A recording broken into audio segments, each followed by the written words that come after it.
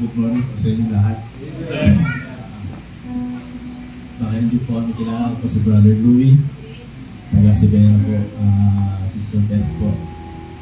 Una po sa lahat, gusto ko magpasalamat sa Panginoon sa inyo lahat kasi nung February 23, nandito po kami. Tumawag po yung kapatid ng bunso namin na accident po yung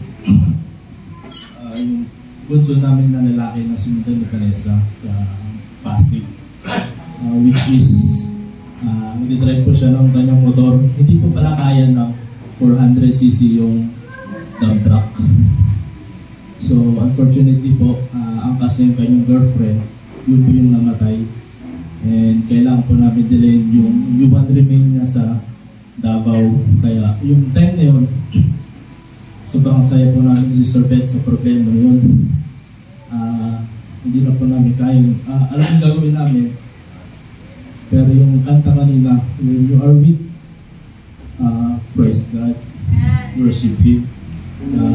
When you are, sabi kanina sa ulit kinanta, na-remind ako na ang sarap pala.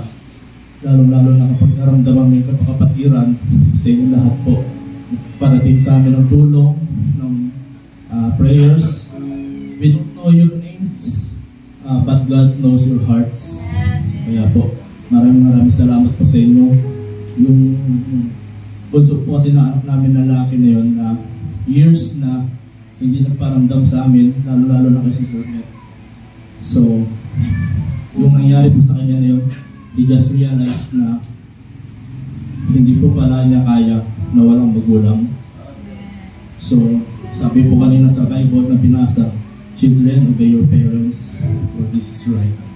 So ngayon, nagkakaroon na sila ng magandang bonding ng kanyang nanay dahil sa pangyayari na yun. FA po siya, flight attendant. Pero ngayon, I don't think na matutuloy niya pa kasi nga may damage na yung kanyang body. Pero one thing na nirealize niya, family is a family. Mga anak po tayo, wala po tayong karapatan magmalaki sa ating mga magulang. Kahit ano pa pong sinasabi sa atin, wala po tayong pwedeng lalo na yung dadapugan, yung ano pa, which is wrong po. Papasalamat kami sa Panginoon na Panginoon ng kumilos. Although medyo masakit, pero may kaparamaraanan siya nangyayari yung bagay na yun. Ngayon, maya-maya siya nagsasabi kay mama niya na kailang ipapasyal dito. Pero ngayon, nababalitaan namin na nagsisimba na ulit siya.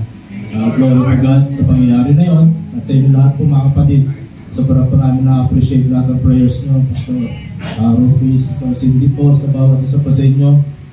Hindi po namin talaga alam pa yung mga pangalan ninyo lahat, pero ano na yung sumapuso nyo lahat. Glory to God.